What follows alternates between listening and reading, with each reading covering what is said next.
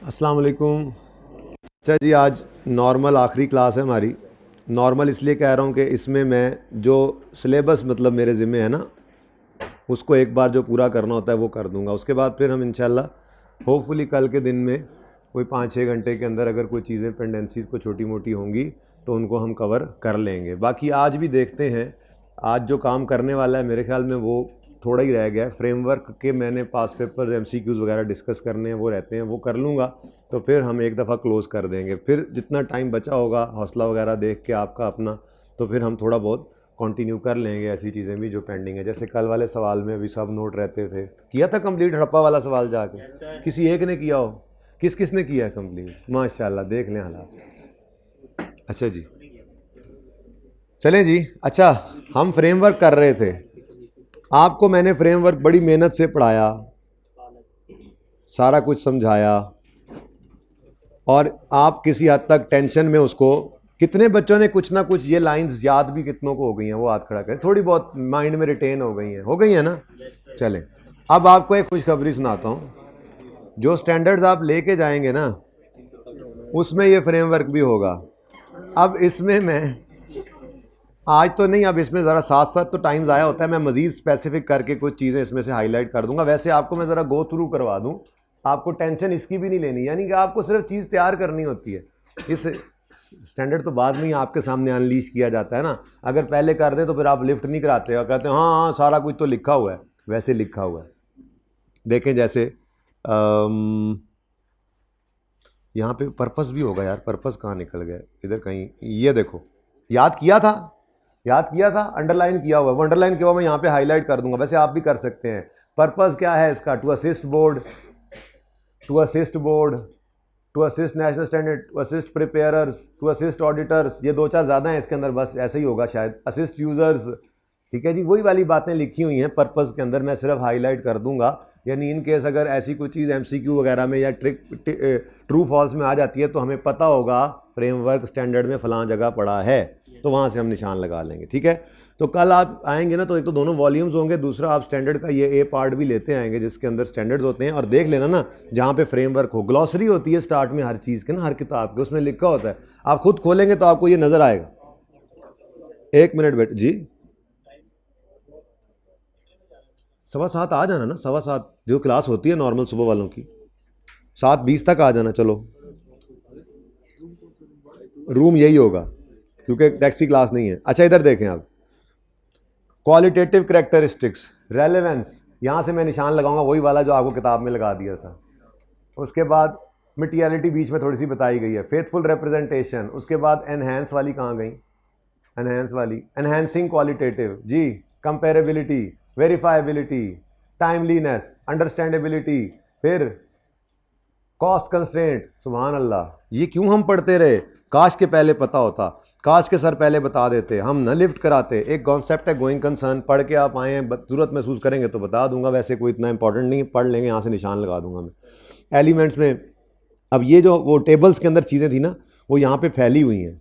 ठीक है, future economic benefits किस तरह से आते हैं, इस तरह की चीज़ें, एक्स्ट्रा चीज़ें भी कुछ हैं। मैं सिर्फ काम की चीज़ें इसमें से हाईलाइट कर दूंगा जितनी रेलेवेंट है, जो किताब के अंदर ICAP ने भी इसी से ही डाली हुई हैं। ICAP वाली बातें आपको किताब के अंदर नज़र आई थी, सिर्फ वो मैं हाईलाइट करके आपको दिखा दूंगा सुबह क्लास के अंदर। बस स्टैंडर्ड्स आपके पास होंगे तो इनको गो थ्रू करते चले जाएंगे। दानिश को बिठा लें इधर, क्योंकि ये चीज़ें दानिश लिख रहे होते हैं जो मैंने करनी होती हैं।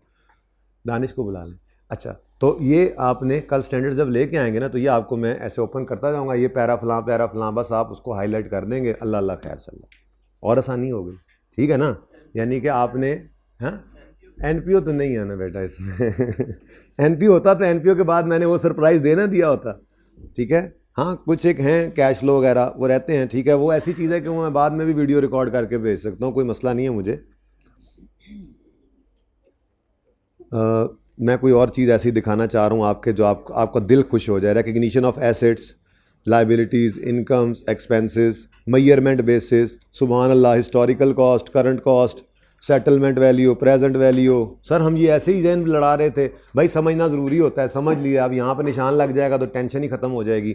ये किताब तो साथ ही जाएगी, ये किताब तो साथ जाएगी, पढ़ा हुआ पहले है, यहाँ पे चीज़ें लिखी हुई होंगी, जो चीज़ आएगी उठा के लिख लेंगे। अब कैपिटल मेंटेनेंस भी होगा जी, वो भी होगा।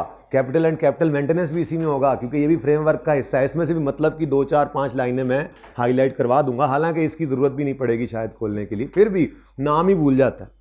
वो कहता है जी ये वाला नाम है, आप स्टैंडर्ड में खोल के देख लेंगे, अच्छा हाँ ये वो वाला है, ठीक है। इतना सा ज़रूरत, 3 4 नंबर यहाँ से स्टैंडर्ड खोल के ही 7 नंबर का टिक ट्रू फॉल्स आया था।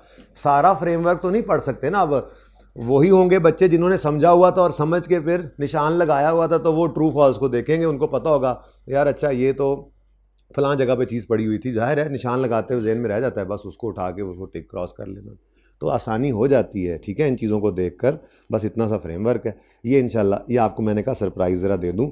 चलें वापस आएँ जी। तो अब ज़्यादा टेंशन नहीं लेनी इन चीज़ों की, टेंशन जो लेनी थी वो हमने 2 दिन लगा के ले ली है, ठीक है ना। एक कल आधा दिन लगाया था, एक आज सुबह आधा दिन लगाया था। बाकी बहरहाल इसके अंदर मैंने आपको एग्जाम्पल से ये समझा दिया था। एक और एग्जाम्पल मैंने बनाई अभी क्लास में इधर आने से पहले।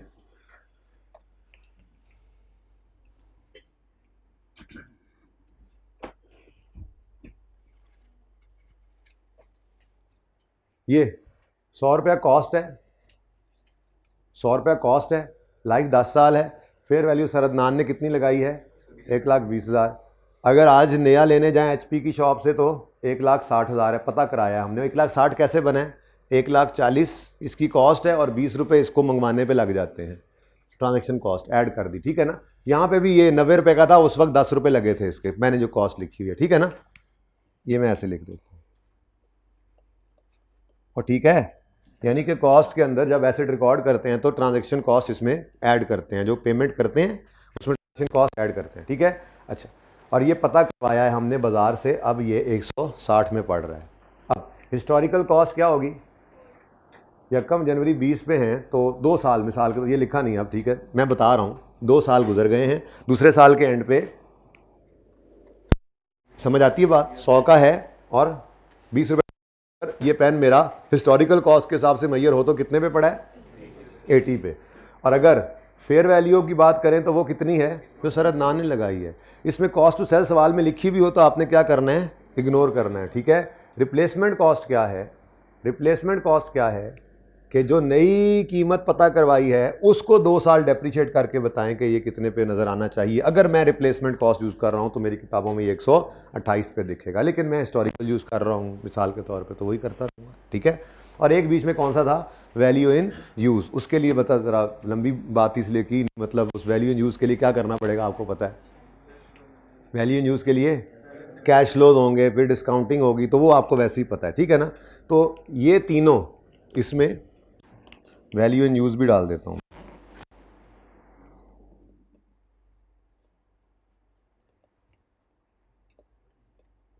ये तीनों कौन से हैं? पहला तो है ना हिस्टोरिकल कॉस्ट, और ये तीनों कौन से हैं जी? करंट कॉस्ट, ठीक है ना जी। करंट कॉस्ट 3 तरह से निकल सकती है, fair value, value in use या रिप्लेसमेंट कॉस्ट, ठीक है, डन। अब बस टेंशन खत्म हो गई है, समझ आने तक बस छुपाया हुआ था, अब तो मैंने बता दिया, अब तो आपको इंटरेस्ट भी उस तरह से नहीं रहना। अब एप्लीकेशन देख लेते हैं आज, वो चीज़ जिसमें अब आपका इंटरेस्ट है कि हम ये काम करना चाह रहे हैं, ज़रा देखें तो सही हमें समझ आती है या नहीं। सवाल जब परिचय में आता है तो क्या करेंगे?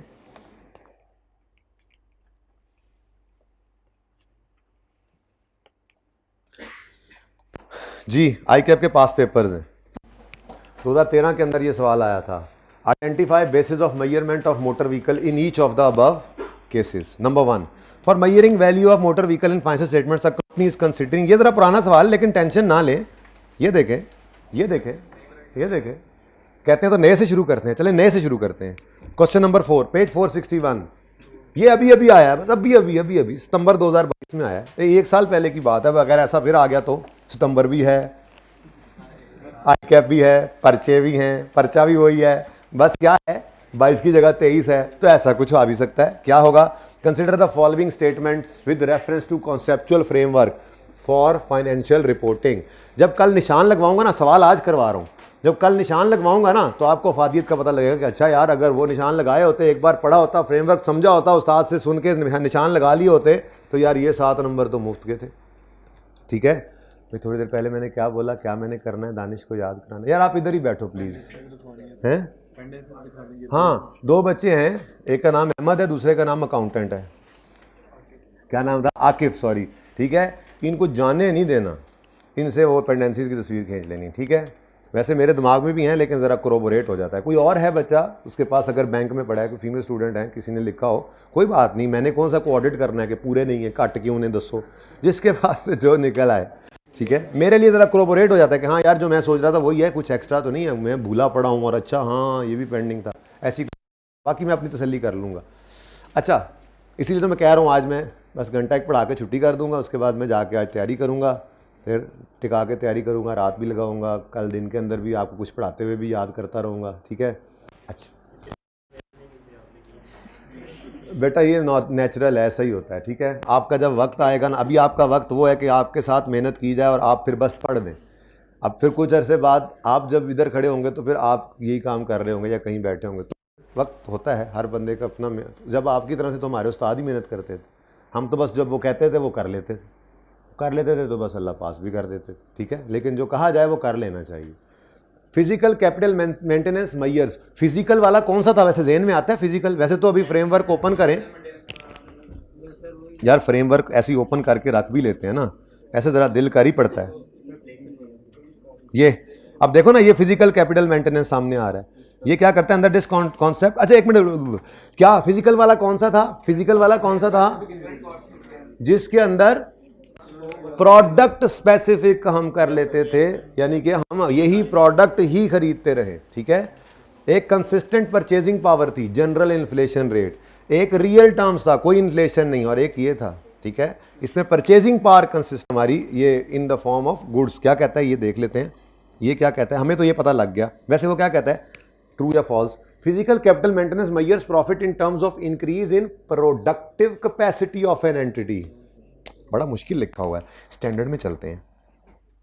Profit is earn only physical productive capacity of entity need at the end of period exceeds, इतना मैं यूं करके निशान लगा के लाऊंगा ना, इधर देखो, under this concept profit is earn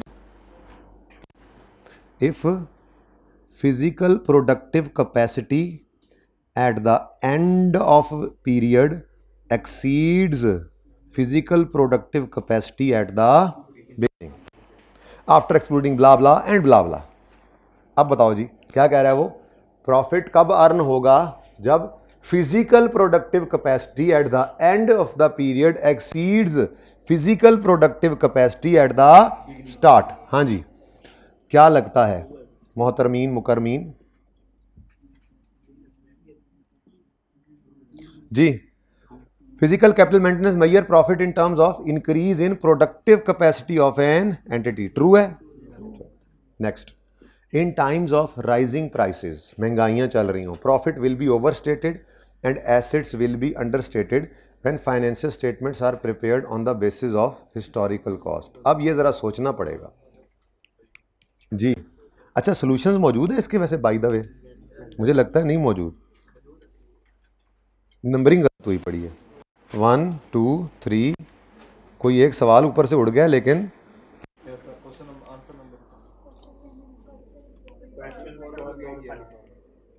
question 4 दो दफा लिखा गया ऊपर क्वेश्चंस में।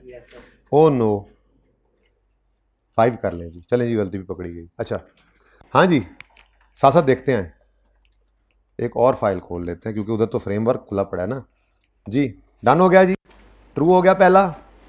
ओए दोनों नहीं खोलने, बच्चे देख लेंगे। Next, in times of rising prices, महंगाइयां चल रही हैं, प्रॉफिट ज्यादा होगा और एसेट्स कम होंगे जब फाइनेंशियल स्टेटमेंट्स किस बेस पे पड़ी होंगी? हिस्टोरिकल बेस पे। क्या ख्याल है, ऐसा ही है? हाँ जी, कॉस्ट पे पड़ा रहेगा, एक तो रीवैल्यू नहीं होगा तो एसेट कम, अगर कॉस्ट पे पड़ा रहेगा तो नो डाउट डेप्रिसिएशन की भी बचत होगी, ठीक है। प्रॉफिट्स बहरहाल, इसको कंपेयर करते हैं, अगर मैं इसको करंट वैल्यू पे ले आऊँ तो एसेट बढ़ जाएगा, एसेट बढ़ जाएगा तो डेप्रिसिएशन भी बढ़ने की तरफ चल पड़ेगी। बहरहाल इसको भी कहीं से ढूंढना चाहिए।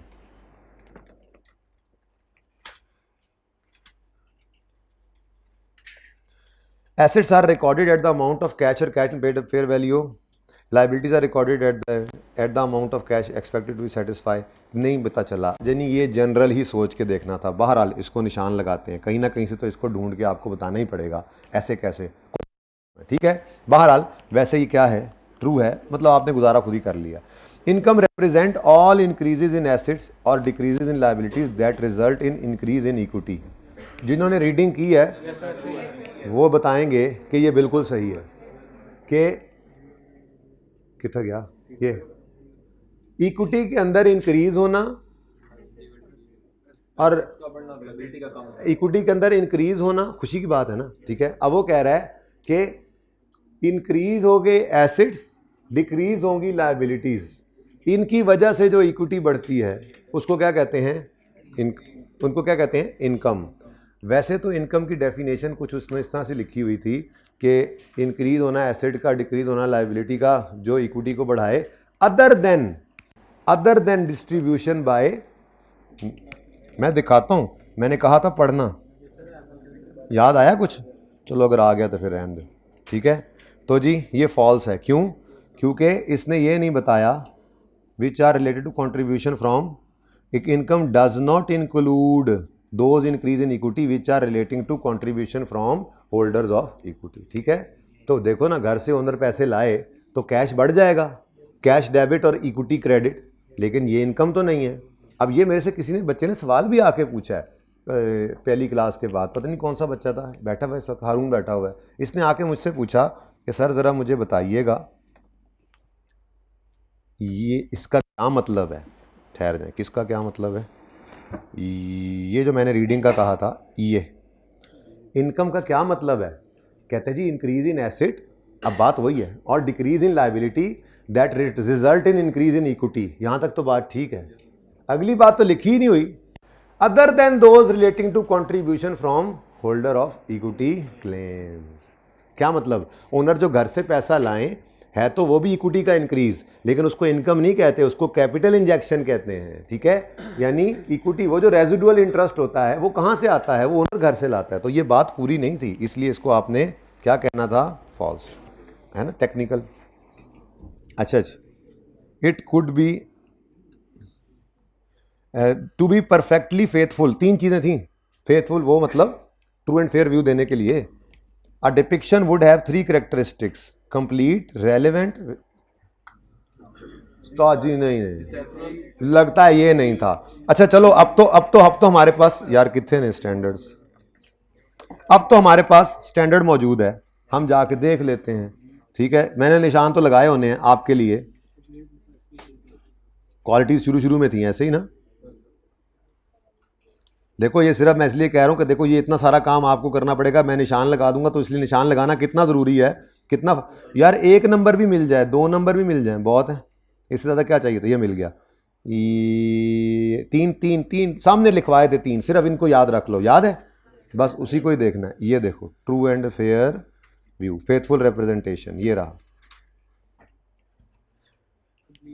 जी, कंप्लीट हो, न्यूट्रल हो, फ्री फ्रॉम एरर हो। अब ये मैं निशान लगा के आपको दे दूंगा, ये आपका हाईलाइटेड होगा। अब आपको इतना तो पता है ना, फ्रेमवर्क के अंदर क्वालिटीज पढ़ी हैं, अब आपने सिर्फ तीन चीज़ों को निशान लगाना है इस फ्रेमवर्क में, यानी जो स्टिकी नोट लगाना है। एक जगह पे आप लिखेंगे क्वालिटीज़, दूसरी जगह पे आप लिख देंगे वो रिकग्निशन, वो जो हिस्टोरिकल वाला, तीसरी जगह पे कैपिटल मेंटेनेंस, और एक अगर बहुत ज़्यादा ज़रूरत पड़े तो इनकम, एक्सपेंस, एसेट, लायबिलिटी की डेफिनेशन जहाँ आती है वहाँ पे जाके लिख देंगे। वो जो अभी मैंने फारून वाला क्वेश्चन आपसे पूछा है, वो भी इस फ्रेमवर्क के अंदर लिखी हुई बातें मौजूद है, इनकम की डेफिनेशन, एक्सपेंस की, लंबी लंबी कहानी है, मैंने तो उसमें से एक एक डेढ़ लाइन आपके लिए हाईलाइट ही करनी है ना। तो ये 4 स्टिकी नोट्स लगे होंगे, आपको समझ आ जाएगी कि जी कैपिटल मेंटेनेंस का सवाल है, पहली बात है तो भूलते नहीं है, भूल भी जाता है बंदा, जैसे इस तरह की टेक्निकल बात लिखी हुई आगे तो बस ओपन करना है, स्टिकी नोट लगा हुआ है, कैपिटल मेंटेनेंस फिजिकल वाला है, अच्छा ये लिखा हुआ, ओके टिक, ओके यार, नहीं तो क्रॉस। इनकम की डेफिनेशन उसने पूछी, फौरन गए इनकम पे, यार बात पूरी नहीं है, बात अधूरी है, फॉल्स, ठीक है। अफादियत, स्टैंडर्ड्स जिन्होंने अभी तक भी नहीं लिए, पिछली जूम मीटिंग में एक बच्चा मिला, कहने लगा अभी तक भी स्टैंडर्ड नहीं लिए, क्या ख्याल है पेपर पास हो जाएगा। मैं कहा यार मेरी दुआ है अल्लाह करे पास हो जाए, क्योंकि उस्ताद का तो काम ही है दुआ करना, और हो भी जाता है कभी कभी ऐसा, लेकिन वो ऐसे ही है कि जिन्होंने याद किया हो या जिनका बाकी पर्चा अच्छा हो गया हो, ठीक है, लेकिन ये नंबर में तो मार खा ही जाते हैं वो बच्चे। तो जिनके पास ये एज मौजूद होगा, ये एक एक्स्ट्रा एज ही है ना, 7 नंबर का पर्चा आया, 3-4 नंबर उसमें से आप यहाँ से देख कर लेते हो, तो मेरे ख्याल में तो ये थोड़े नंबर नहीं होते। स्टैंडर्ड्स हाई कैप से मंगवाने पड़ते हैं। अब किसी सीनियर के साथ रब्ता करो, FAR 2 और FAR 1 का पेपर डिफरेंट डेज में होगा ना, तो उससे लेके चले जाना, मशवरा है मेरा जी। तो भाई ये कह रहा है complete, reliable, complete, neutral, free from error होता है, और ये कह रहे हैं कंप्लीट, रेलिवेंट। भाईजान ये पता नहीं क्या लिखा हुआ है आपने, ये सही नहीं है, क्योंकि उसने क्या कहा है, with reference to conceptual framework, ऐसे जनरल बात नहीं करनी, ठीक है। तो सोल्यूशन देखें जी क्या कहता है। सोल्यूशन में कह रहा है फॉल्स है, the 3 characteristics are complete, neutral, free from error. ठीक हो गया जी। अच्छा जी, next, in value and use. अच्छा, जो पहले डायरेक्ट पता लग जाए अच्छी बात है, जो ना पता लगे उसके लिए देखने जाना है। ये नहीं कि पागलों की तरह याद भी आ रहा है, हाँ जी यही है, नहीं मैं तसल्ली तो कर रहा हूँ, ये फजूल हरकत होगी, ठीक है ना। If in value and use method assets are measured at amount that would be paid to purchase the same और सिमिलर एसेट करंटली। नहीं नहीं नहीं नहीं, वैल्यू एंड यूज में एसेट को मेजर करते हैं कैश फ्लोज पर, जो कि फ्यूचर में आएंगे, इंक्लूडिंग वो कैश फ्लो जो डिस्पोजल से आएगा एट एंड, उसकी भी प्रेजेंट वैल्यू, ये कहलाती है वैल्यू एंड यूज। ये तो शायद करंट कॉस्ट की बात कर रहा है, कुछ रिप्लेसमेंट कॉस्ट जैसी कुछ बात कर रहा है, ये फॉल्स है। मतलब current cost basically broad heading है, जिसमें फेयर वैल्यू भी है, वैल्यू एंड यूज भी है, करंट कॉस्ट भी है। करंट वैल्यू और हिस्टोरिकल, करंट कॉस्ट और हिस्टोरिकल कॉस्ट, ये 2 बेसिस है। फिर उसके अंदर हिस्टोरिकल तो होगी ना पुरानी, करंट के 3 है, fair value, value and use और करंट कॉस्ट, इसको रिप्लेसमेंट कॉस्ट भी कहते हैं, ठीक है ना। अच्छा देखें जी क्या कहते हैं। 5th फॉल्स है, value and use is the present value of cash flows. ये लिखने की जरूरत नहीं थी, वैसे उसने कहा हुआ है। अच्छा गिव रीजन, नहीं ठीक है भाई, देना पड़ेगा, शुक्र है, मैं शुक्र है बता रहा था आपको बताना पड़ना है ये फॉल्स, और साथ ही जो मैंने बात की वो बतानी कि वैल्यू एंड यूज तो होती है, आपको बचपन से याद करवाया हुआ है, present value of future cash flows including cash flow from disposal eight the and. अपने अल्फाज में लिखना है, बात ही बतानी है, ठीक है। तो value use present value of cash flows और अदर इकोनॉमिक अंग्रेजियां that an entity express drive from use of asset and from its ultimate disposal. और अगर चाहते हो यही वाला लिखना है तो कोई मसला नहीं है, स्टैंडर्ड ओपन करोगे, 4 स्टिकी नोट्स लगे होंगे, मैं तो ऐसे ऐसे घूम रहा हूं ना, आपके पास तो 4 स्टिकी नोट्स लगे होंगे। आप कहोगे जी वो जो हिस्टोरिकल कॉस्ट के लिए आपने लिखा होगा मेजरमेंट बेसिस की स्टिकी नोट, आ भी जा यार, वो भी नाराज हो गया। ये इधर आओगे, इधर value in present value, value in use क्या है, प्रेजेंट वैल्यू, पता है, ठीक है। Assets are carried at present discounted value of future cash flows in note liabilities carried at. अच्छा बस वही बात है तकरीबन, जल्दी, खैर चलें, हमने लिख ही लिया कुछ ना कुछ। नेक्स्ट, किधर गया यार ये, आजा यार। Current cost and fair value are exit values, current cost and fair value are exit values. Exit value तो नहीं थी, exit entity value, historical cost entity value थी।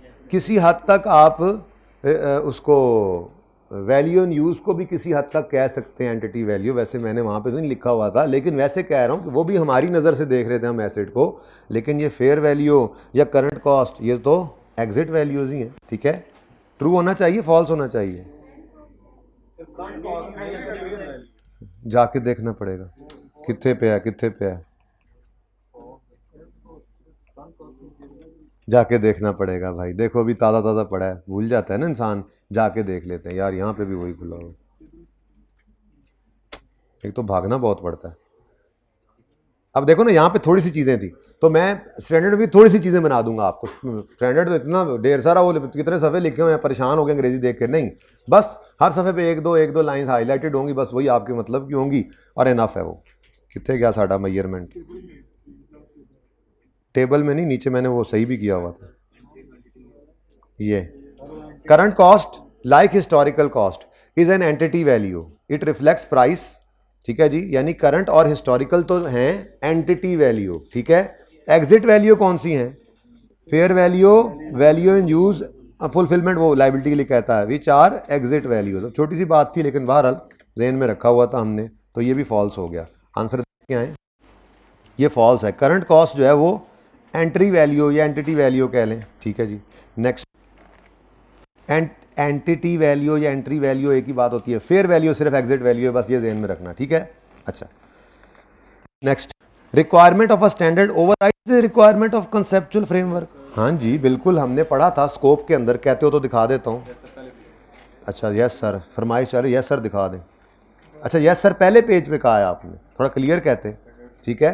वो कहता है कि स्टैंडर्ड की रिक्वायरमेंट्स ओवरराइड कर जाएंगी फ्रेमवर्क को, यही पढ़ा था हमने। ये देखो, ये ISB may sometime require specify requirements in a standard that depart from aspects of conceptual framework। ठीक है, लिखा हुआ उन्होंने, बिल्कुल ट्रू है। क्या कहा था? ये वो एक ही बात है यार, उसका मतलब ही यही है कि अगर कॉन्ट्राडिक्शन होगी तो फ्रेमवर्क और IFRS में तो कौन प्रिवेल करेगा? तो इसका मतलब यही है ना, इसका मतलब यही है कि कॉन्ट्राडिक्शन आ गया है और फिर ओवरराइड भी कौन कर गया है। तो यहाँ पे वही बात लिखी हुई है, अगर समझो तो यहाँ पे ये लिखा हुआ है requirement of standard overrides requirement of conceptual framework. तो मैंने वो एक लाइन निचले वाले पैरा की ही सलीस अंग्रेजी लिखवाई हुई थी कि अगर कॉन्ट्राडिक्शन आ जाए, अब कॉन्ट्राडिक्शन आया तो कौन प्रिवेल करेगा? स्टैंडर्ड ओवरराइड्स, स्टैंडर्ड ओवरराइड्स, ठीक है जी।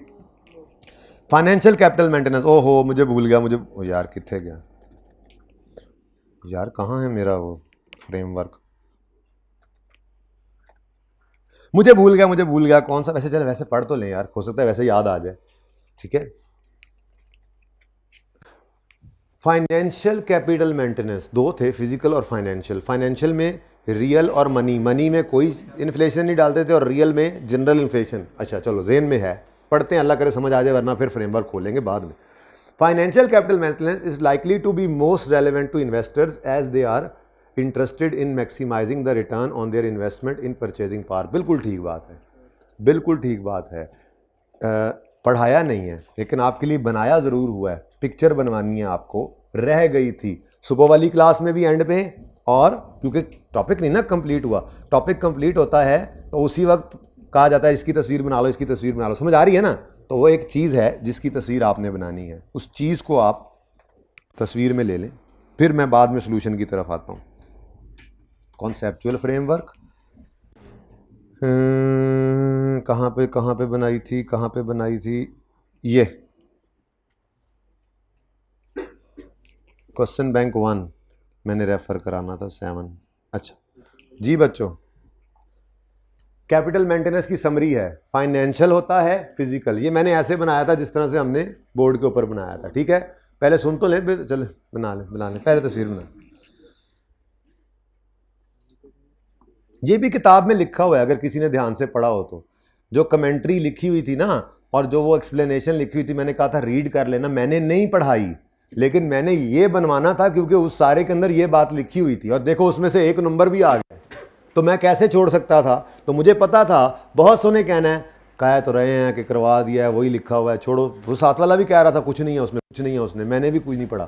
तो जिसने नहीं पढ़ा उसके लिए फिर ये भी है। अब जो अच्छे बच्चे थे उन्होंने पढ़ लिया, जो नहीं पढ़ा उस्ताद तो उसको भी कोशिश करता है ना कुछ पढ़ा दे। तो क्या है जी, financial capital maintenance money terms में, मतलब कोई इन्फ्लेशन की एडजस्टमेंट नहीं। अल्टरनेटिव नेम इसका historical cost, most relevant to investors, क्योंकि वो अपने रिटर्न्स को मैक्सिमाइज करना चाहते हैं, जबकि इन्फ्लेशन रिजर्व कट करने से प्रॉफिट्स कम, रिटेन्ड अर्निंग्स कम हो जाती हैं ना, तो उनको रिटर्न्स उसी हिसाब से कम मिलते हैं, तो वो इतना ज़्यादा पसंद नहीं करते इसको, ठीक है। नेक्स्ट, फाइनेंशियल रियल टर्म्स में हो तो इन्फ्लेशन की एडजस्टमेंट है जनरल रेट वाली। फिर अल्टरनेटिव नेम इसका क्या है, कांस्टेंट परचेजिंग पावर, ये भी कहीं ना कहीं यूज हो जाता है MCQ वगैरह में। फिर ये भी इन्वेस्टर्स इसमें इंटरेस्टेड होते हैं बहरहाल, क्योंकि इससे वो भी बच रहे होते हैं, फिर भी इससे बहुत बच रहे होते हैं। और ये फिजिकल, इसमें भी इन्फ्लेशन एडजस्टमेंट है, स्पेसिफिक इन्फ्लेशन रेट था हमारी प्रोडक्ट वाला, इसका नाम करंट कॉस्ट अकाउंटिंग भी है, अल्टरनेटिव, ठीक है। और ये रेलेवेंट है मैनेजमेंट एंड एम्प्लॉयज़, क्यों, ये चाहेंगे एंटिटी लंबा अरसा सर्वाइव करे, मैनेजमेंट भी। और इन्वेस्टर तो क्या है, शेयर खरीदे बेचे, वो लोगों को ज़्यादा पसंद होगा जो छोटे मोटे इन्वेस्टर्स वगैरह होते हैं। और जो मैनेजमेंट है, जो बिज़नेस के ओनर्स हैं, ठीक है, या जो एम्प्लॉयज़ हैं वहाँ पे, उनकी यही ख्वाहिश होगी ना कि ये फले फूले बड़े चलती रहे ताकि हमारा रोज़गार भी लगा रहे। तो management and employees are interested in physical capital maintenance, ठीक है, as they are interested in assessing entity's ability to maintain operating capacity. वो चाह रहे होते हैं कि हम देखें कि ऑपरेटिंग कैपेसिटी इसकी मेंटेन रहनी है या नहीं रहनी है, ठीक है। तो ये वो उन सफ़ों के ऊपर जो काम की बात थी ना, वो जो एंड पे फिजिकल कैपिटल जो कैपिटल मेंटेनेंस वाले 3-4 सफ़े थे, मैंने कहा था पढ़ लेना। वैसे कितनों ने पढ़ा था उसके अंदर? इसके अलावा तो कोई बात नहीं थी, ये भी मैंने एक्सट्रैक्ट कर ली थी कि काम की बात बस इतनी सी ही है। तो ये तस्वीर आपको बनवानी थी, ठीक है जी। हो सकता है ये तस्वीर बाद में बनवाऊँ, ज़रूरत पड़े तो, अभी ज़रूरत नहीं है क्योंकि वैसे मैंने पढ़ा दिया। मैं चाह रहा हूँ कि इसको लिखा हुआ तो है मैंने ऊपर, लेकिन मेरा दिल है देखो ना एग्जिट वैल्यूज़, एंटिटी वैल्यू, लेकिन मैं ये चाह रहा हूँ कि हम उसको स्टैंडर्ड से जो है वो कवर करें। बस इसी तस्वीर जहन में रखें क्योंकि ये छोटी सी चीज़ है, ये वैसे ही जहन में रखना मुनासिब है, ठीक है। फाइनेंशियल कैपिटल मेंटेनेंस ढूंढने को फ्रेमवर्क से भी मिल जाएगा, ठीक है, लेकिन अब टाइम भी ज़ाया होना है, कहते हैं तो ढूंढ लेते हैं।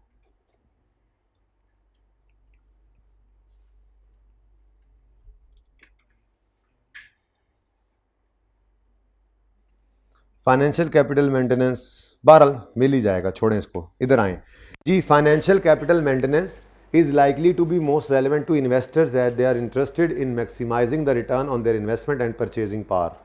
And purchasing power ने बड़ा परेशान किया है।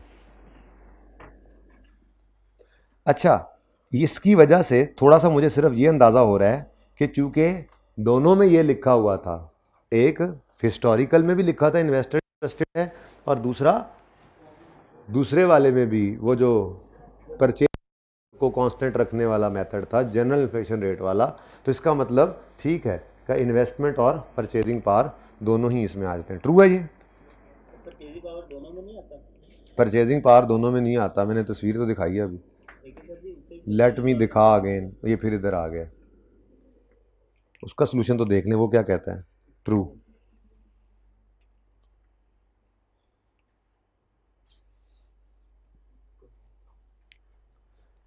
इसका नाम कांस्टेंट परचेजिंग पावर है, ठीक है। वो तो हम अलग बात करते हैं कि स्पेसिफिकली ऑपरेटिंग कैपेसिटी भी यही रही, यानी कि ये नहीं कि सिर्फ 110 वाली चीज़ लें, ये ही पेन लेते रहें। 110 वाली चीज़ का मतलब ये है कि हमारी ताकत 110 की रही है, तो परचेजिंग पावर यहाँ पे मेंटेन्ड है, यहाँ पे तो वो भी मेंटेन्ड नहीं है, ठीक है। यहाँ पे परचेजिंग पावर मेंटेन्ड है। 100 रुपये की परचेजिंग पावर कम हो गई है, 110 उसके बराबर चाहिए, 107% अगर लगाएं तो वो 107 हमने रखा हुआ है, लेकिन ऑपरेट उसी तरह पे उसी कैपेसिटी पे करते रहें जो हम पहले कर रहे थे, वो ज़रा मुश्किल हो जाता है, ठीक है। बहरहाल यार 1-2 नंबर माफ़ भी कर सकते हैं आप इनको। ओहो जी, बाकी ये सवाल देख लो, अब उसने ऐसे भी कभी कभी पूछ लेना होता है, लेकिन ये 2020 की बात है। वैसे तो अभी उन्होंने ओपन बुक कर दिया है, तो मेरा नहीं ख्याल अगर उनको ये पता लग जाए कि बच्चों को ये पता है कि फ्रेमवर्क पढ़ा है तो वो थ्योरेटिकली पूछेंगे इस बात को। तो इसको बस देख लो एक दफ़ा। What is the most commonly adopted basis for measurement? ये वही बेसिस फॉर मेजरमेंट है जी। कौन सी?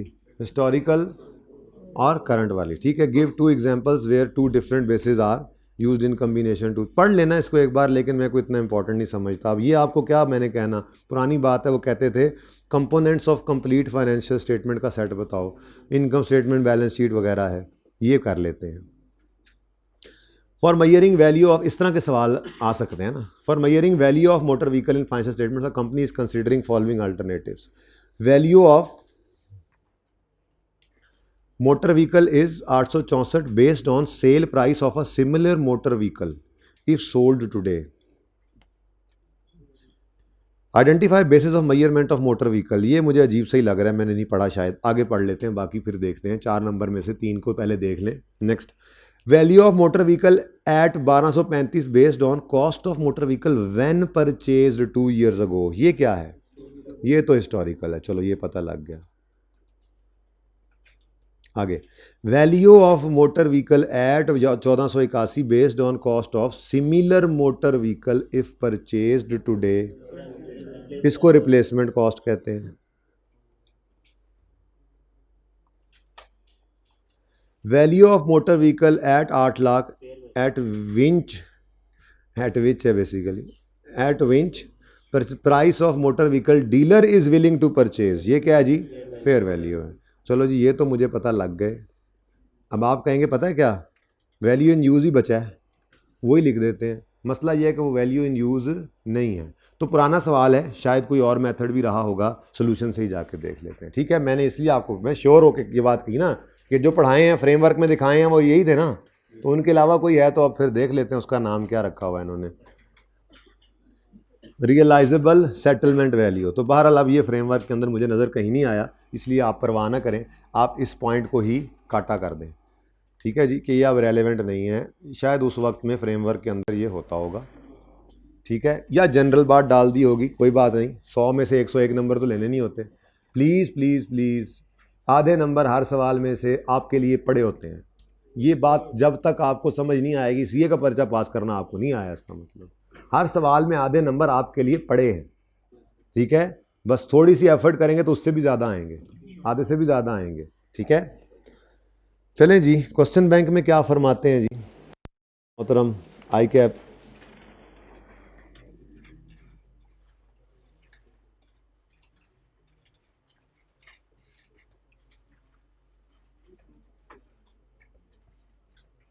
अच्छा जी, पहला क्वेश्चन बैंक वो तो हमने कर लिया, आकिफ वाला, आकिफ और उसका बर्गर। ये दूसरी क्लास में आकिफ हो गया था, सुबह वालों ये तुम्हारा अकाउंटेंट दूसरी क्लास में आया था, फिर हमने सजा के लिए ना किसी को भगाया था बार बार बार बार, जाओ वापस जाओ वापस। क्वेश्चन नंबर 2,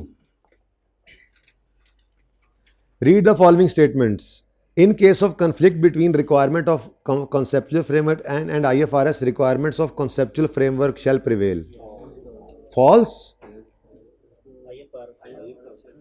अच्छा सॉरी, मैंने ध्यान से नहीं पढ़ा फिर। In case of conflict between requirements of conceptual, ये तो सही है, requirements of, नहीं नहीं नहीं नहीं नहीं नहीं, सही फरमा रहे हैं आप, वाह जी वाह, आप लोग तो छा गए हैं माशाल्लाह, आ गया आपको, आ गया। अब देखो वही वाली लाइन ही है भाई, और कुछ भी नहीं है। Next, conceptual framework is not an accounting standard. भाई इसने यही बोला था, शुरू बात ही यहीं से हुई थी कि conceptual framework is not a standard, ये ट्रू है। ठीक है,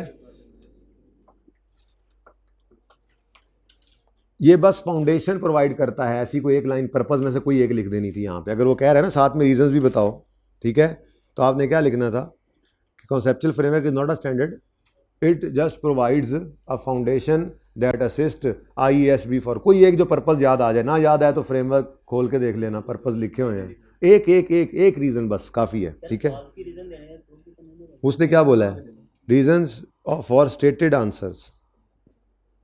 अब उसमें ऊपर क्या रीज़न है, बस ऊपर रीज़न भी यही है, उसको फॉल्स कह दें बस। अब उसमें रीज़न क्या देंगे, हम बता दें, आप यूँ लिख देंगे, वो पहली वाली लाइन जो आपको मैं हाईलाइट कर दूंगा इंशाल्लाह स्कोप में, पहली वाली लाइन तो लिख सकते हैं ना, जो उसने यूँ लिखी हुई थी कि नथिंग इन स्टैंडर्ड, वो जो पहली वाली लाइन थी, ठीक है, वो वाली लिख देंगे।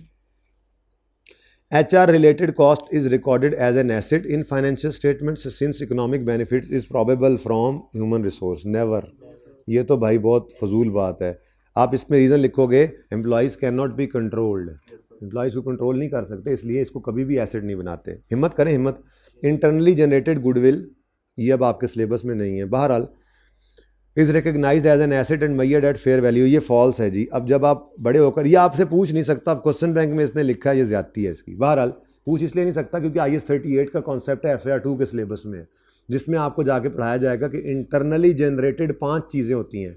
एक इंटरनली जनरेटेड गुडविल है, दूसरा इंटरनली जनरेटेड ब्रांड है, तीसरा मस्ट हेड कहते हैं ये जो अखबार के ऊपर नाम, जंग, नवाए वक्त, ठीक है, उसके बाद कस्टमर लिस्ट है, और एक और चीज़ है। ये 5 चीज़ें इंटरनली जनरेटेड हों तो इनको कभी भी आपने इंटेंजिबल नहीं रिकॉर्ड करना होता। अब ये बात IAS 38 पढ़ेंगे तो पता लगेगी, तो ये आपसे पूछ नहीं सकता, लेकिन ये है फॉल्स, क्योंकि internally generated goodwill is not recorded. ठीक है जी,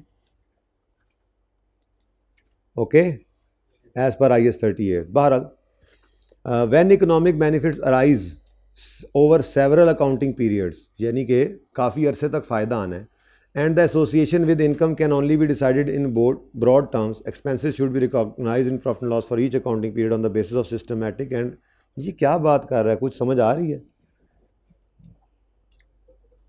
वो कहता है जी बेनिफिट्स, एक ये अब आपने बचपन से एक कॉन्सेप्ट पढ़ा है, गवर्नमेंट ग्रांट से सीखना शुरू किया था मैंने, एक कॉन्सेप्ट जिसको कहते हैं मैचिंग कॉन्सेप्ट। तो ये कुछ वैसी ही बात मुझे लग रही है, पढ़ो ज़रा। An economic benefits rise over several accounting periods and association with income can only be decided on broad terms. Expenses should be recorded in profit and loss for each accounting period on the basis of systematic and rational allocation procedure. यानी कि income और expenses को आपने, मतलब वो basically asset की कुछ बात कर रहा है, जैसे एसेट से फ़ायदा कई साल आना हो तो इसका डिप्रिसिएशन भी कई साल पे डिवाइड करते हैं, कुछ ऐसी बात मिलती जुलती कर रहा है। बहरहाल मैचिंग कॉन्सेप्ट है, ट्रू है ये। When an item of expenditure expense is not expected to provide any future economic benefit, it is recorded as an asset, never। ये तो बिजली का बिल है, ये तो एक्सपेंस है, ये फॉल्स है। क्या जी? जो फ्यूचर इकोनॉमिक बेनिफिट ना देता हो आइटम ऑफ एक्सपेंस, इसका मतलब है वो बेनिफिट दे चुका है तो उसको तो फ़ौरन हमने एक्सपेंस आउट करना होता है। बिजली इस्तेमाल हो चुकी है, interest, electricity expense debit, cash credit. In fair value method, assets are measured at amount that would be paid to purchase the same। नहीं यार, फिर ज़रा पढ़ लो। In fair value method, assets are measured at amount that would be paid to purchase the same or similar asset। वो current replacement cost type चीज़ है। Fair value तो होती है जो मार्केट के अंदर कस्टमर आपको आके कह रहा है कि जी इस पे ले लेंगे, तो ये भी क्या है? फॉल्स। जी तकरीबन वही लग रही है मुझे। अच्छा। क्वेश्चन नंबर 3 फिर वही आ गया, आइडेंटिफाई। पता नहीं, बस ये फिर देख लो। अब क्वेश्चन बैंक में भी देता है और पास पेपर में पूछा हुआ है तो पता होना चाहिए। बहरहाल ये सारी प्रैक्टिस से आप 70-80% बात आपको वैसे समझ आ जाती है, और जहाँ पे फंसेंगे उसके लिए मैं इंशाल्लाह कल आपको स्टैंडर्ड हाईलाइट करवा दूंगा, मोटी मोटी बातें। अभी मैं इसलिए नहीं चल रहा देखें क्योंकि सारा पढ़ना पड़ेगा, सारा पढ़ते हुए आपका टाइम ज़ाया होगा। तो मैं बैठ के पढ़ता जाऊंगा और मतलब कि एक दो चीज़ें हर जगह पे मैं हाईलाइट करके सिर्फ आपको आके कहूँगा कि ये हाईलाइट कर लें, ठीक है? Okay, done. अच्छा जी, require identify whether each of the above statement true और false, give reasons for statement identified as false. हाँ, यहाँ पे सिर्फ फॉल्स वाले की बतानी है भाई, यहाँ उसने कह दिया है, ठीक है? सवाल सेम है। Physical capital maintenance measures profit in terms of increase in times of rising prices profit will be overstated. Income, अच्छा ये तो रिपीट हो गया, ये तो पास पेपर वाला ही है। देख लो ज़रा, कोई और तो नहीं है इसके अंदर? ये पास पेपर का नंबर 4 था, 5 था। चलें जल्दी से आ जाएं अब MC क्या उस पे जो भी था यार, पीछे जो किया पास ये करवा के फिर देखते हैं, कुछ कर लेते हैं। टाइम हुआ और मिजाज हुआ तो वैसे मैंने तैयारी भी करनी है, लेकिन ये तो फटाफट करें ना। कितने MCQs हैं? ओ माय गॉड, स्प्रिंग 2022।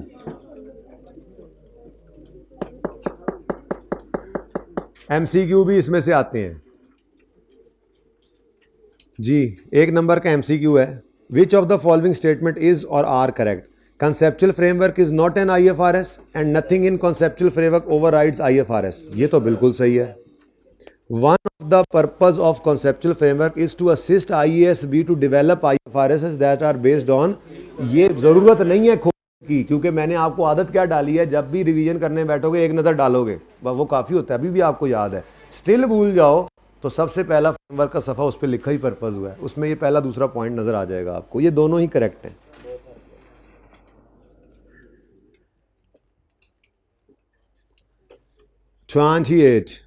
ये देखो हर दफ़ा ही आ रहा है MCQ, 1 2 MCQs 3 MCQs अक्सर इसमें से आ जाते हैं, ठीक है? ये देखो एक ही अटैम्प्ट के 2 MCQs नज़र आ रहे हैं आपको।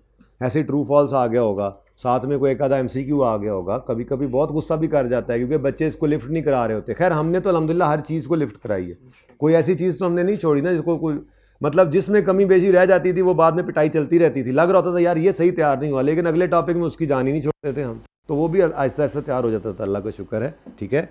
बस रेशोज़ में चूँकि मैंने आपके छोड़ दिया था 4 सफ़े बना के, तो वहाँ पे ना 4 सफ़े किसी ने याद नहीं किए, है ना? तो देख लो अब प्रेप लीव के अंदर 4 सफ़े याद करके जो सवाल दूंगा कम से कम उनको अटैम्प्ट कर लेना।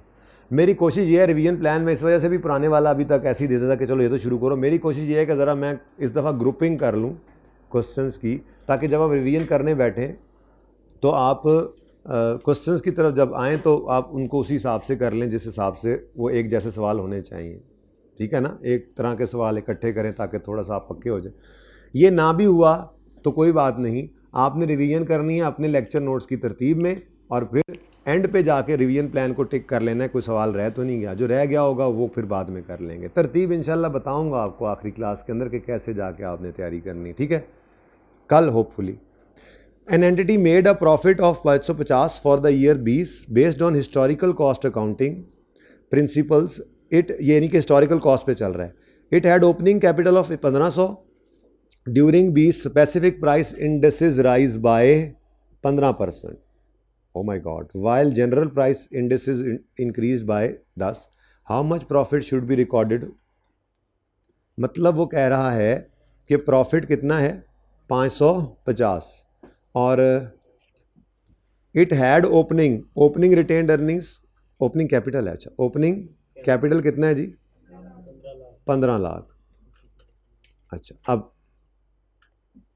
फिजिकल कैपिटल मेंटेनेंस के तहत वो पहले क्या कह रहा है, हिस्टोरिकल कॉस्ट के तहत कैपिटल कितना पड़ा हुआ है, ऐसे करके नहीं लिखता था मैं कैपिटल डिब्बे में, तो ये पड़ा हुआ है फिजिकल वाला, ये हिस्टोरिकल वाला, ठीक है। अब वो कहता है बताइए तो सही ज़रा, फिजिकल कैपिटल मेंटेनेंस का कॉन्सेप्ट लगाएं तो कितना प्रॉफिट रिकॉर्ड करें। अब प्रॉफिट है कितना, ये यहाँ पे करके लिखते थे। अब इसमें ना मेरे बच्चों जनरल प्राइस इंडेक्स है 10%, 550 में से 10% गया कितना आता है,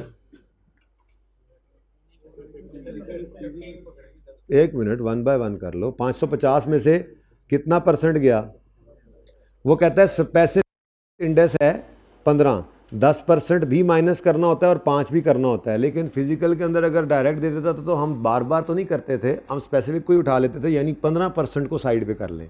अब प्रॉफिट में से हम यहाँ पे करते थे जी, इसका नाम क्या रखा था हमने, इन्फ्लेशन रिजर्व तो दूसरा था ना, इसका नाम क्या रखा था, अच्छा जो भी लिख दें कोई मसला नहीं है, इसको भी इन्फ्लेशन रिजर्व, सिर्फ रिजर्व लिख दें, सिर्फ रिजर्व लिख दें, जहन में नहीं आता तो बिल्कुल ठीक है जी। 5500 का 15% निकाल के साइड पे कर दें, सही है ना, 5500 का 15%, प्रॉफिट की परसेंटेज लगा के साइड पे करते थे। नीचे दूंगा कौन को नीचे, कैपिटल को पकड़ा था, कितना लगाया था इसने अकाउंटेंट ने, 1000 रुपया, 1000 रुपया लगाया था ना। हमने कहा था ये कमा के लाया 1400, ये 400 का बर्गर खाने जा रहा था, हमने कहा ठहर जा भाई, 1000 के ऊपर 7% लगा और 70 रुपये और रख के आ।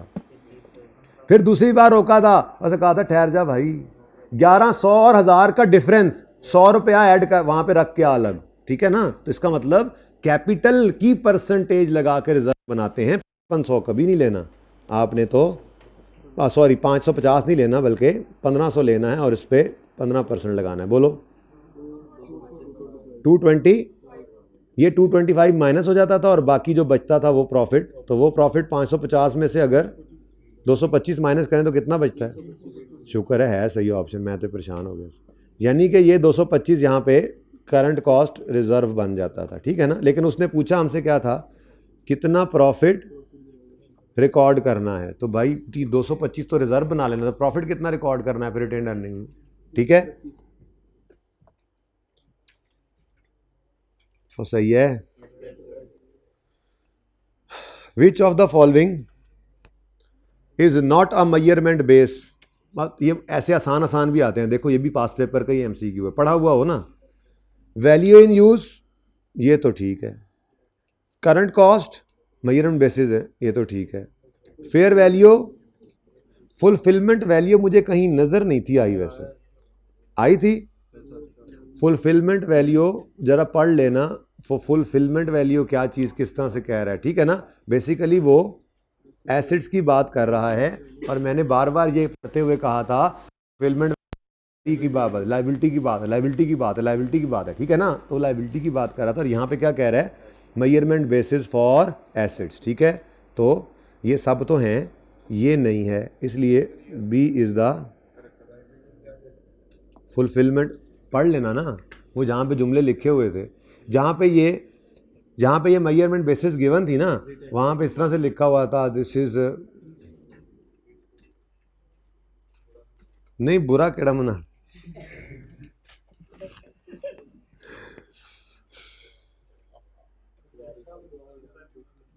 अच्छा ना मनाना,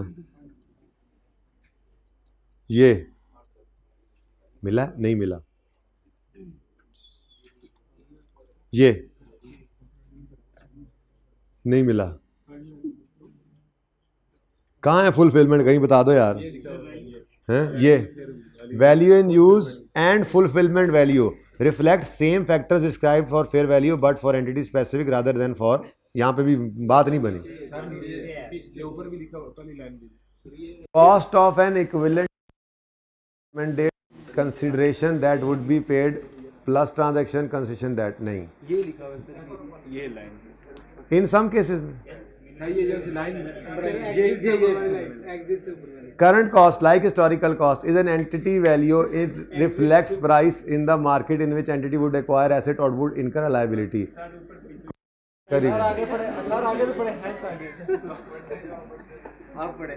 Hence it is different from fair value, value in use and fulfillment value. यहाँ से नहीं पता चलता, यहाँ से नहीं पता चलता। मैं उसको ये समझा रहा हूँ कि मैंने जहाँ पे बोला था ना आपको कि यार ये एसेट के लिए पढ़ो सिर्फ, और फुलफिलमेंट वैल्यू जो है वो लाइबिलिटीज़ के लिए यूज़ होती है, वो मुझे आपने नहीं ढूंढने दिया,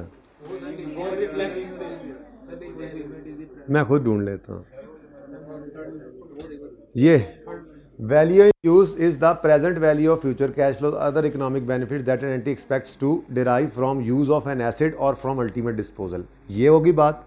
अगली बात ये लिखिए, fulfilment value is the present value of cash और other economic resources that an entity expects to be obliged to transfer to as it fulfils a liability. तो फुलफिलमेंट वैल्यू कहलाती है लायबिलिटी के केस के अंदर, एसेट के case में fulfilment value नहीं होती। एसेट के केस के अंदर ये दूसरी वैल्यूज़ होती हैं जिनको हमने बात की हुई थी, ठीक है, हिस्टोरिकल कॉस्ट, करंट कॉस्ट वगैरह, ठीक है।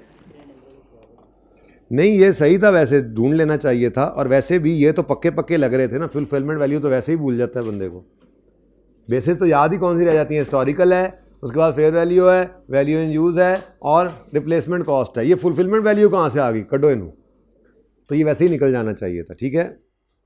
26 भाई ये नहीं है, B is the correct option, जो मेजरमेंट नहीं है। Which of the following statement is correct about financial statements based on historical cost in time of rising prices. महंगाइयाँ बढ़ रही हैं, ये तो अभी भी किया था यार, ए ही है, profit will be overstated, asset will be understated, ठीक है। ये वहाँ पे पढ़ के तो आए हैं, ये रिपीट हो गया, टेलीकास्ट रिपीट हो गई, अभी भी चल रहे हैं पास पेपर वाले, यानी पास पेपर के काफ़ी एमसीक्यूज हैं। N entity made a profit of 480 for the year 18 based on historical cost, it had opening during 18 specific price indexes while general price, how much profit will recorded. अच्छा बाकी सब same है, सिर्फ ये बदल गया। फाइनेंशियल अंडर रियल फाइनेंशियल, मतलब आपने ये जो जनरल वाला है किधर गया, ये इसका ये परसेंटेज निकाल लेनी है। रिक्वायरमेंट क्या है, how much profit should be recorded. अब प्रॉफिट कितना है 480, 1100 कैपिटल है, इसका 15, अच्छा सॉरी यार, पीछे हाईलाइट पीछे हो गया, जनरल प्राइस वाज 12, तो 1100 इंटू 12% कितना आता है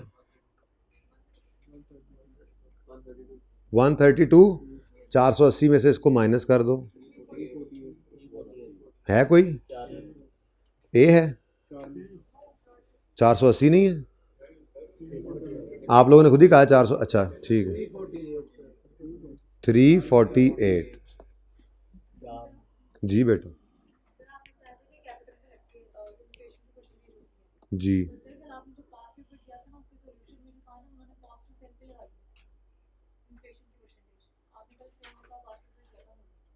कौन सा पास पेपर, मैंने कौन सा, हाँ वो मैं करवा दूंगा, मैं करवा दूँ, मैंने कहा शायद मैंने कुछ करवाया है। अच्छा जी भाई कैपिटल पे ही लगती है, अनलेस कि कोई और उन्होंने स्पेसिफिकली कुछ कह ना दिया हो, तो उन्होंने स्पेसिफिकली कुछ नहीं कहा होगा, तो भाई कैपिटल को ही मेंटेन करना है ना। अगली बार ये कैपिटल इस काबिल हो तो कैपिटल पे ही लगना है, अपने कॉन्सेप्ट को ना खराब करें, सवाल कर लेंगे वो, ठीक है। लिख लो भाई दानिश, ये सवाल कल सॉल्व करना है। कौन सा कैपिटल मेंटेनेंस वाला जो होमवर्क दिया था इनको, रिसेंट टाइम कैपिटल मेंटेनेंस। 24 जल्दी कर लो यार, मुझे लगता है बस यही करके मेरी तो बस हो गई है।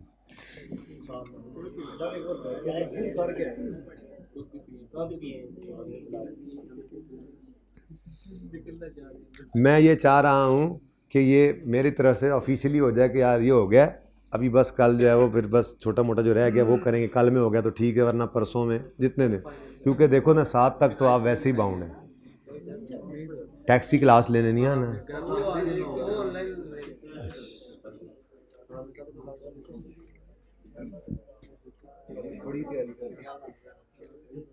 IASB conceptual framework for financial reporting identifies qualitative characteristics. Which two of the following are not fundamental qualitative characteristics? Fundamental वो जो पहले वाली थी, एनहांसिंग नहीं, पहले वाली थी रेलेवेंस और फेथफुल रिप्रेजेंटेशन, और एनहांसिंग थी वो दूसरी चार। रेलेवेंस ये तो है, फेथफुल रिप्रेजेंटेशन ये है, रिलायबिलिटी, कंपेरेबिलिटी ये हैं तो क्वालिटेटिव करेक्टरिस्टिक्स ही, लेकिन एनहांसिंग वाली यही है। सही है। ए और बी का, ए और सी कर दूं?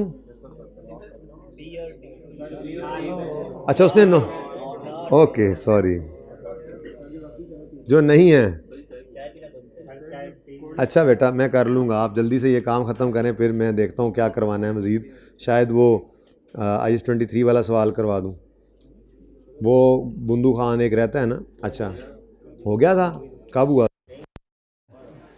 ISB चुप, जल्दी से करते हैं, बस ये ख़त्म कर लो, फिर बस ये ख़त्म कर लो, बाकी करेंगे इंशाल्लाह, हंसते खेलते कूदते बस कर लेंगे जो थोड़ा बड़ा काम रहता है, ठीक है। लेकिन एक बार मुझे मेंटली तो ये हो कि यार ये एक दफ़ा ख़त्म हो गया काम, अब फिर बाकी तो ये है ना कि शुरू से आखिर तक जहाँ जहाँ कमी बेशी है वो करनी है, इसलिए चलो ये कर लो, मेहरबानी ताड़ी। ISB फ्रेमवर्क आइडेंटिफाइज क्वालिटेटिव, मतलब कि मैं तैयारी नहीं करके आया, लेकिन कुछ चीज़ें तो ऐसी हैं ना जो जहन में पड़ी हैं। मतलब तैयारी का मतलब ये है ना कि कौन कौन सी चीज़ें रहती हैं, तो कुछ चीज़ें तो पड़ी हैं मेरे जहन में कि जो करने वाली हैं, तो वो तो मैं करवा सकता हूँ आज, लेकिन मैं चाह रहा हूँ कि ज़रा टाइम से जाके तैयारी शुरू करूँ, ताकि ये थोड़ी सी चीज़ें करवाते करवाते इतना टाइम लगा दूँ, और कल फिर सारा दिन क्या करना है, तो कल का पेट्रोल भरने जाना है, ठीक है ना। ISB framework identifies qualitative characteristics,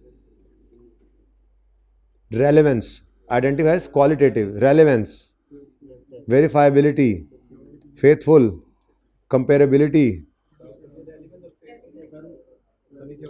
अब देखना पड़ेगा which of the following are, एक मिनट, listed as enhancing। अच्छा, enhancing की बात कर रहा है, हम तो बस क्वालिटीज़ को देख के चल पड़े थे। अब रेलेवेंस असली वाली, फेथफुल रिप्रेजेंटेशन असली वाली, वेरीफाइबिलिटी ये एनहेंसिंग है, कंपेरेबिलिटी एनहेंसिंग है, अंडरस्टैंडेबिलिटी एनहेंसिंग है। अब उसने क्या कहा है, कौन सी एनहेंसिंग नहीं है? अच्छा, वन और, तो D is the correct option, ठीक है, क्योंकि ये दोनों नहीं है। ओके, रिक्वायरमेंट भी पढ़नी होती है, मेरी तरह ध्यान से पढ़ना, मेरी तरह ना कर देना कि पढ़ के समझ के भी गलत कर रहा है, नोट नहीं देखा। Which of the following statement is correct about financial statements based on historical cost in time of, यार बस कर दे अब इसकी, तो मेरे ख्याल में कितनी बार पूछेगा भाई। एंड ऑफ 4,80,000,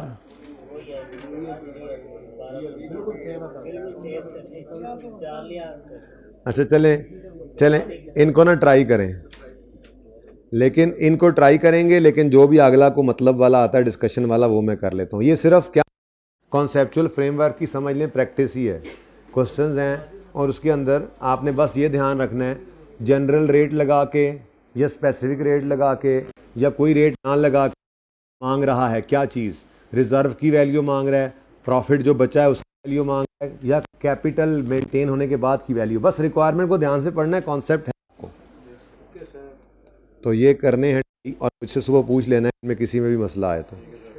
अब आ जाएं नंबर 15 पे। Physical capital maintenance is likely to be most relevant to investors, नहीं मैनेजमेंट, यस ठीक है। ये अब वो अभी टेबल बनाया है, ये टेबल मैं ना बनाता तो जिन्होंने पढ़ा 4-5 सफ़ों को वो नहीं पता लगना था उनको, नहीं मतलब पढ़ा था किसी ने सारा, जिन्होंने पढ़ा था ये बात वहाँ नहीं लिखी हुई थी, याद नहीं थी, कॉम्प्लिकेटेड करके। चलो अब जान छूट गई ना, मेरा काम तो यही है, थोड़ा सा फिल्में लगाता है, मैंने आंख देख ली इसकी। Financial capital maintenance is likely, चलो शुक्र है यार ये टेबल भी आपको दिखा दिया, आपको ये तसल्ली भी होगी कि ये वाली बात जो से आती है वो भी हमें पता लग गई अब। तो financial is likely to be most relevant to investors management, neither capital maintenance is always irrelevant. अच्छा जी, investors in which of the following inflation adjustment is made on specific rate? Physical लबो फिजिकल, अब बाकी कौन पढ़े, ठीक है।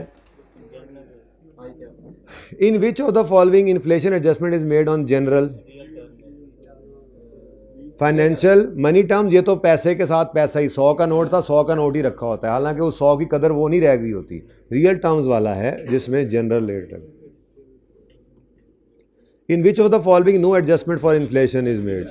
ए, ठीक है जी। Next, physical capital maintenance is also refer to as, अच्छा वो उस टेबल से ये सारी तैयार हो गए, वैसे इत्तेफाक की बात है, चलो शुक्र है। वो आपने टेबल जो है वो उसी वो एक्सट्रैक्टेड वहीं से ही है भाई, कमेंट्री से ही एक्सट्रैक्टेड है वो टेबल, उस कमेंट्री उस सारी जो एक्सप्लेनेशन थी ना है, और को मैंने अपनी तरफ से कुछ नहीं लिखा उसमें। Physical capital maintenance is also refer to as historical, नहीं। करंट कॉस्ट, हाँ। कांस्टेंट परचेजिंग तो जनरल रेट वाला है, नहीं। फेयर वैल्यू पता नहीं कहाँ, बी। ये देख लेना पूछा क्या हुआ है, बात तो मैंने बता दी है सही, ये ना होने से कहा हुआ इज नॉट, तो नीचे मैंने यस वाला लगाया हो। Financial capital maintenance is also refer to as constant purchasing, चलो अच्छा हो गया यार, शुक्र है वो टेबल में बना आया था। Which of the following criticism does not apply to historical cost financial during a period of rising? अच्छा एक कौन सा नहीं लगता राइजिंग प्राइसेस में जी? they contain mixed values, some items at current value, some out of date value। किस पे? Historical पे? नहीं नहीं नहीं नहीं। they are difficult to verify as transaction could have happened many years। ये लग रहा है हिस्टोरिकल कॉस्ट में यही होता है, अगर राइजिंग प्राइसेस चल रही हैं तो क्या है, वो यही कहते हैं कि यार इसको देख के समझ लग रही है आजकल चीज़ें कहाँ पहुँची हुई हैं, ये हिस्टोरिकल पे, ठीक है। तो क्रिटिसिज्म जो अप्लाई नहीं होता वो कह रहा है, अच्छा ये तो होता हुआ नज़र आ रहा है मुझे तो भाई, मेरे ख्याल में तो they are difficult to verify as transaction could have, नहीं नहीं नहीं, ठहर जाओ भाईजान, जितने साल पहले मर्जी ये अब ट्रांजैक्शन हुई है, आपके पास इसका डाटा मौजूद होता है, तभी तो आपकी किताबों में पढ़ा होता है। तो ये कहना तो बेतुकी बात है कि वेरीफाई करना मुश्किल है, भाई वेरीफाइड होता है, इसके डॉक्यूमेंट सारे हमारे पास अवेलेबल होते हैं, ठीक है। हाँ जी, चलें आगे पढ़ते हैं।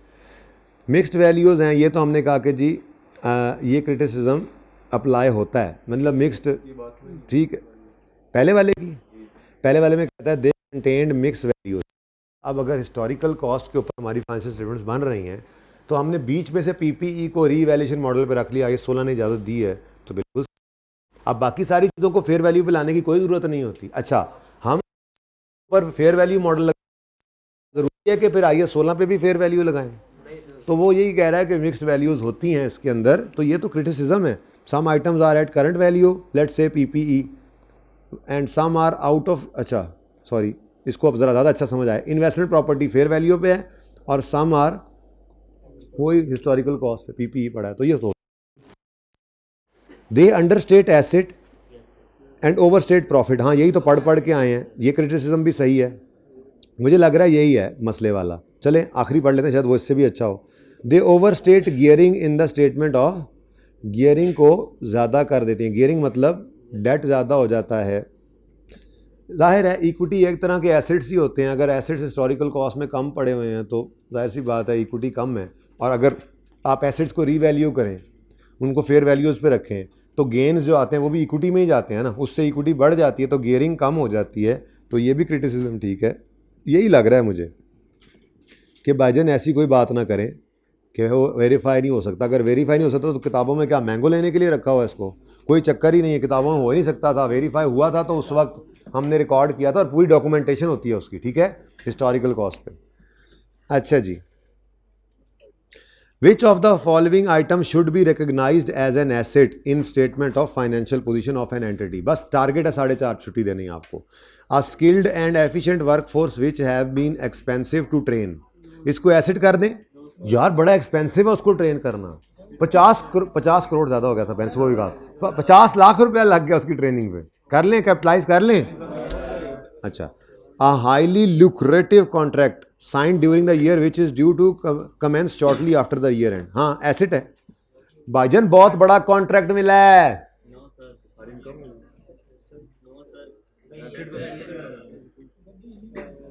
अभी कुछ हुआ नहीं, सिर्फ कॉन्ट्रैक्ट हुआ है, साइनिंग ऑफ कॉन्ट्रैक्ट पे कुछ नहीं है। जो भी है अगर बहुत करना है तो डिस्क्लोज कर देना, वो होता है आपके लिए नहीं। कॉन्ट्रैक्चुअल ऑब्लिगेशन कुछ करोगे तो पैसे लिए हैं तो एडवांस नज़र आ जाएगा, पैसे लिए हैं तो एडवांस नज़र आ जाएगा, लेकिन ये क्या कह रहा है, सिर्फ कॉन्ट्रैक्ट साइन हुआ है, उसके अलावा तो कुछ नहीं कह रहा। तो कॉन्ट्रैक्ट की साइनिंग को, इस आइटम को यानी कॉन्ट्रैक्ट को, इस कॉन्ट्रैक्ट को एसेट बना लूँ?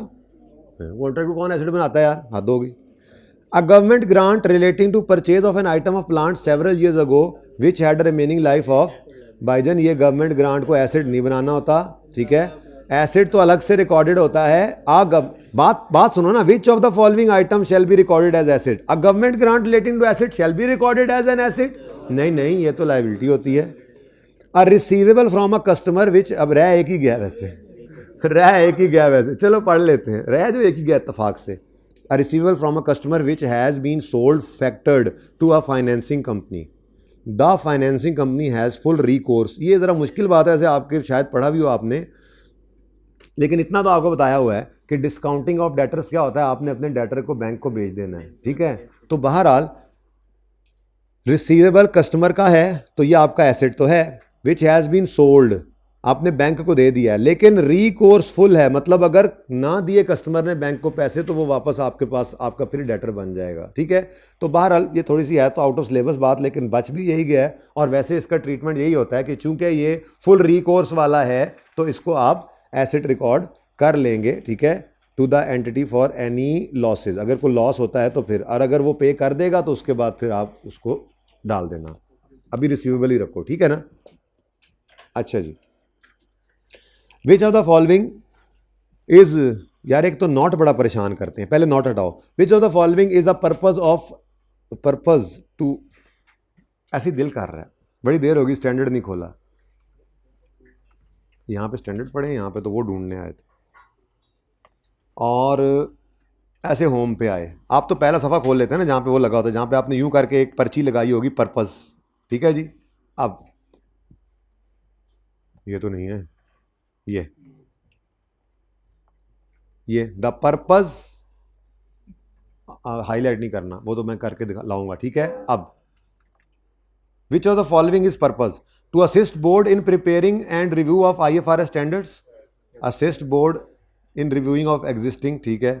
To assist auditors in forming an opinion whether financial statements comply with standards, auditor पढ़ो ये, टू असिस्ट ऑडिटर्स, ओहो कांटा नहीं लगाना,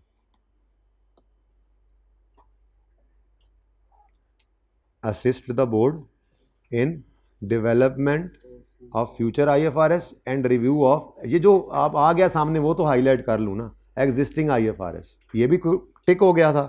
अब यहाँ पे लिखा हुआ है to assist auditors in forming opinion on whether financial statements comply with IFRS, ये भी इसका पर्पज़ है। अच्छा इधर लिखा हुआ है, हाँ यही था, यही एज इट इज़ लिखा हुआ है, देखो कॉपी पेस्ट होता है। अच्छा, to assist in determining treatment of items not covered by an existing IFRS, वैसे ये करता है लेकिन देखते हैं। To assist preparers, to assist national standing, to assist user of finances, to provide those who are interested in work of ISB with information about approach, इनमें तो नहीं है, इनमें तो नहीं लग रहा मुझे, क्या बोला है उसने? To assist in determining the treatment of item not covered by an existing IFRS, वैसे ये करता है कि कोई स्टैंडर्ड अगर ना कवर कर रहा हो किसी चीज़ को तो ये उसमें असिस्ट करता है कि उसका अकाउंटिंग ट्रीटमेंट क्या है, लेकिन देखें यहाँ लिखा हुआ नहीं है तो वे नहीं लेंगे। ये तो हो गया। To assist board in promoting harmonisation, providing basic, अच्छा, to assist national standing bodies in developing national standards, to assist preparers in applying IFRS and in dealing with topics that have yet to form subject, ये लग रहा है, पढ़ो ज़रा। To assist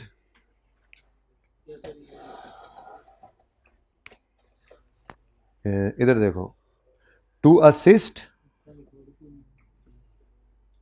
preparers of financial statements in dealing, दूसरे वाला भी yellow होना है लेकिन फिलहाल मतलब ये है, in dealing with topics that have yet to form subject of an IFRS. ठीक है, यहां पे क्या कह रहा है, to assist in determining the treatment of items not covered by an existing IFRS. जी बिल्कुल सही है ना, यही कहा है ना उधर, जरा मुश्किल अंग्रेजी में, ये भी है purpose. To be authoritative where a specific IFRS standard conflicts with conceptual framework. ऐसी कोई बात हमने तो नहीं पढ़ी सुनी, ऐसे ही बस एक फजूल सी बात ऐसी होगी। अब जिसने पढ़ा होगा पर्पस एक दफ़ा और फिर उसके पास निशान भी लगे होंगे, उसको तो सामने नज़र आ जाएगा कि ऐसी बात तो कहीं पे भी नहीं लिखी हुई पर्पस के अंदर। तो ये ऊपर वाले 3 हैं, लेकिन उसने कहा है कौन सा नहीं है, तो डी नहीं है। ठीक है, चलें आगे। Which of the following criteria needs to be satisfied in order to form an element to be recorded in, ओ यार ये मुश्किल है। It meets the definition of an, ये मैंने वैसे हाईलाइट कर लाना है, अभी मुश्किल यूँ लग रहा है कि मेरे जहन में फ़ौरन नहीं आ रहा। ठीक है, It meets the definition of an element of financial statements। अच्छा ये पढ़ा हुआ है। It is probable that future benefits will flow to and or from entity। It is certain that, नहीं, certain वाला लफ्ज़ हमने आज तक कभी ज़िंदगी में नहीं सुना, आए हैं। इट इज प्रोबेबल, सर्टेन होता है पक्का यकीन है। भाई पक्का यकीन का अपने तो भाईजान इसकी क्या गारंटी है, अगले कहते हैं भाईजान आज बंदे की गारंटी को नहीं, तो चीज़ दी मांग रहे हो। वैसे चीज़ की होती है, बंदे की नहीं होती। खैर, it is certain that future economic benefits will flow, ये मैंने कभी नहीं सुना आज तक, मुझे वैसे जहन में नहीं आ रहा था कि ये मैंने पढ़ा हुआ है, लेकिन ये नेचुरल जनरल बातें जो सुनते आते हैं, ये वैसे हमने पढ़ा था, जो थ्योरी पढ़ाई है ना उसके अंदर आपने ये पढ़ा होगा। It meets the definition of element. ठीक है, अगली बात, it is probable that economic benefits will flow in case of asset और विल फ्लो टू एंटिटी, और in case of liability will flow from entity. तो ये तो दोनों ठीक लग रहे हैं, लेकिन ये इट इज पक्की बात है कि future economic benefits will flow to और फ्रॉम, नहीं ऐसी कोई बात नहीं है। और आइटम हैज अ कॉस्ट, और ये भी कोई नहीं सुना मैंने। The item has a, the item has a cost और value that can reliably be measured, ये कुछ मुनासिब लग रहा है। ठीक है, वैसे तसल्ली के लिए दिल कर रहा है ऐसे ही कि हम चाती मारें, ऐसे ही तरह दिल कर रहा है। जहां रिकग्निशन लिखा होगा बस छुट्टी होगी, बस अब तो होगी छुट्टी, अब क्या रह गया, अब क्या रह गया। रिकग्निशन पे पहुंचे एक बार। ये only items that meet definition of an asset liability, ये पहली बात पूरी हो रही है। ठीक है, अगली बात रिकग्निशन क्राइटेरिया जी। अच्छा चलो सोल्यूशन देख लो यार, अब छुट्टी 4:30 भी हो गए। ठीक है, बहरहाल मैं निशान लगा लाऊंगा, बैग में भी डाल लिया है। ये मुझे 1 2 3 नहीं सही, 4 नहीं सही, 5 सही लग रहा है। ए में 1 2 और 5 है, बी में 1 नहीं, फिर ए ही सही है। ये बहुत सारे क्रॉस टिक लग गए, इसको हटा दो। विच ऑफ, चलें यहाँ से नहीं, बस 4 MCQ रह गए, खुदा के बंदे।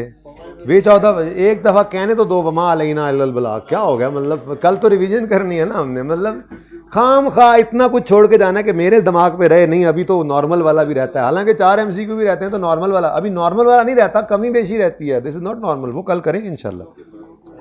वैसे मेरा दिल था कि थोड़ा सा कुछ, विच ऑफ द फॉलोइंग, सर दर्द असल में होने लग गया।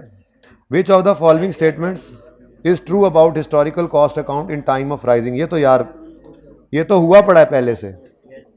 देखो 4 भी नहीं है भाई, 3 है, 4 नहीं है, 3 है। Which of the following concept measures profit in terms of an increase in productive capacity, increase in productive capacity. A physical capital maintenance, अब एक बार जब पढ़ लिए तो वैसे ही जहन में बैठा हुआ है। Financial capital maintenance money terms वाला is also refer to as historical, जी बिल्कुल, पहले वाला ही रखा हुआ उन्होंने, ताकि आगे पढ़े ही ना, क्योंकि क्लास के एंड पे थक चुके हैं, पढ़े ही ना आखिर में। ठीक है ना, पहले वाला ही सही, इधर भी पहले वाला ही सही कर दो, फिर चल ही रहा है। Which of the following measurement basis are referred in the board's conceptual framework, current cost, residual value, नहीं, रेजिडुअल वैल्यू आया तो मेजरमेंट बेसिस की बात कर रहा है, उसमें कोई रेजिडुअल वैल्यू नहीं था। फेयर वैल्यू भी है, प्रेजेंट वैल्यू भी है, करंट कॉस्ट भी है। बड़ा बदतमीज है, बीच में एक डाल दिया। Current cost is historical cost is fair value is present value is, तो ठहर जा। Current cost is fair value is present value is future value not is fair value is present value is future value is reserve value not is, तो B ही था। ठीक है जी, तो हाँ जी, वमा अलैना इल्लल बलाग। अच्छा जी सुने, कल इंशाल्लाह 7:15 आ जाइएगा। मैं अब जा रहा हूँ इंशाल्लाह, मैं जाके बैठ के देखता हूँ जो चीज़ें जो कमियाँ बेशियाँ हैं, आप दोनों ज़रा तशरीफ़ ले आइए, पेंडेंसीज़ का बता दीजिए। ज़िंदगी रही तो कल होगी मुलाकात। अल्लाह हाफ़िज़।